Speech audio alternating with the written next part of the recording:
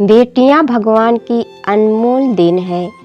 5 साल की बेटी बाजार में गोलगप्पे खाने के लिए मचल गई। किस भाव से दिए भाई? पापा ने सवाल किया। 10 रुपये के 8 दिए हैं, गोलगप्पे वाले ने जवाब दिया। पापा को मालूम नहीं था गोलगप्पे इतने महंगे हो गए हैं। जब वे खाया करते थे तब तो 1 रुपये के 10 मिला करते थे। पापा ने जेब में हाथ डाला। 15 रुपये बचे थे। बाकी रुपये घर की ज़रूरत का सामान लेने में खर्च हो गए थे। उनका गांव शहर से दूर है। 10 रुपये तो बस किराए में लग जाने हैं। नहीं भाई, 5 रुपये में 10 दो तो ठीक है, वरना नहीं लेने। यह सुनकर बेटी ने मुंह फुला लिया। अरे अब चलो भी, नहीं लेने इतने महंगे। पापा के माथे पर लकीरें उभर आई। अरे खा लेने दो ना साहब, अभी आपके घर में है तो आपसे लड़ाई भी कर सकती है। कल को पराए घर चली गई तो पता नहीं ऐसे मचल पाएगी या नहीं। तब आप भी तरसोगे बिटिया की फरमाइश पूरी करने को।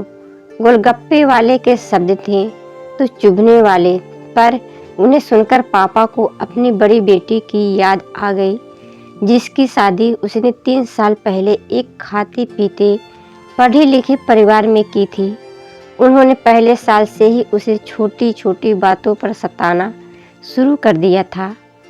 2 साल तक वह मुट्ठी भर भर के रुपये उनके मुंह में हंसता रहा, पर उनका पेट बढ़ता ही चला गया और अंत में एक दिन सीढ़ियों से गिरकर बेटी की मौत की खबर ही मायके पहुंची।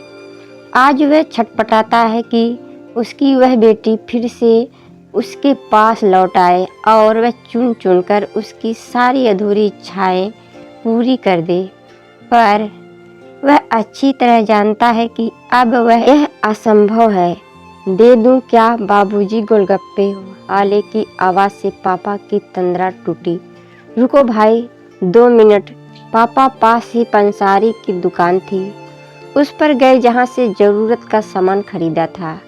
खरीदी गई 5 किलो चीनी में से 1 किलो चीनी वापस की तो 40 रुपये जेब में बढ़ गए। फिर ठेले पर आकर पापा ने डबडबाई आंखें पोंछते हुए कहा, अब खिला दे भाई। हाँ, तीखा जरा कम डालना, मेरी बिटिया बहुत नाजुक है। 90 सुनकर 5 वर्ष की गुड़िया जैसी बेटी की आंखों में चमक आ गई और पापा का हाथ कसकर पकड़ लिया।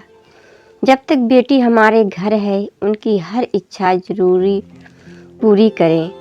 क्या पता आगे कोई इच्छा पूरी हो पाए या ना हो पाए। ये बेटियां भी कितनी अजीब होती हैं। जब ससुराल में होती हैं तब मायके जाने को तरसती हैं। सोचती हैं कि घर जाकर माँ को ये बताऊंगी, पापा से ये मांगूंगी, बहन से ये कहूंगी, भाई को सबक सिखाऊंगी और मौज मस्ती करूंगी। लेकिन जब सच में मायके जाती हैं तो एकदम शांत हो जाती हैं, किसी से कुछ भी नहीं बोलती। बस माँ बाप भाई बहन से गले मिलती हैं, बहुत बहुत खुश होती हैं। भूल जाती हैं कुछ पल के लिए पति ससुराल, क्योंकि एक अनोखा प्यार होता है। मायके में एक अजीब कशिश होती है। मायके में ससुराल में कितना भी प्यार मिले, माँ बाप की एक मुस्कान को तरसती हैं ये बेटियाँ। ससुराल में कितना भी रोए पर मायके में एक भी आंसू नहीं बहाती ये बेटियाँ, क्योंकि बेटियों का सिर्फ एक ही आंसू माँ बाप भाई बहन को हिला देता है, रुला देता है। कितनी अजीब है ये बेटियाँ, कितनी नटखट हैं ये बेटियाँ। भगवान की अनमोल देन है ये बेटियाँ। हो सके तो बेटियों को बहुत प्यार दें, उन्हें कभी भी ना रुलाएं, क्योंकि ये अनमोल बेटी 2 परिवार को जोड़ती है, 2 रिश्तों को साथ लाती है अपने प्यार और मुस्कान से। हम चाहते हैं कि सभी बेटियां खुश रहें हमेशा, भले ही हो वो मायके में या ससुराल में।